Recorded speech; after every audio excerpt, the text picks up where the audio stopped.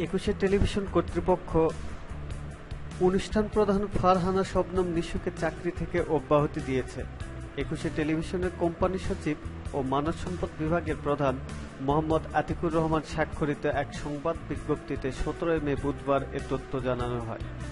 কি কারণে তাকে চাকরি থেকে বরখাস্ত করা হয়েছে তা ব্যাখ্যা করা হয়নি। এনটিভির মাধ্যমে সংবাদ উপস্থাপিকা হিসাবে 2003 সালে মিডিয়ায় যাত্রা শুরু করেন ফারহানা নিশু। ধীরে ধীরে হয়ে ওঠেন টেলিভিশন মিডিয়ায় অতি পরিচিত মুখ। গ্রামীণফোনের টেকনিক্যাল ডিভিশন ও ওয়ারিদ টেলিকমের প্রজেক্ট ম্যানেজমেন্ট বিভাগেও কিছুদিন ধরে কাজ করেছেন তিনি। কিছুদিনের জন্য যমুনা টিভির সংবাদ উপস্থাপক হিসাবেও কাজ করছেন ফারহানা নিশু। 2015 সালের ডিসেম্বরে একুশে টিভিতে অনুষ্ঠান বিভাগের প্রধান হিসেবে যোগদান করেন তিনি। চ্যানেল 1 ও বৈশাখী টেলিভিশনের কর্পোরেট অ্যাফেয়ার্স বিভাগের প্রধান হিসাবে দীর্ঘদিন কাজ করেছেন তিনি। কানাঘুষা চলছে দর্শক নাইমের সাথে একটি সেলফির কারণে বহিষ্কৃত হতে হলো ফারহানা শবনম নিশুকে।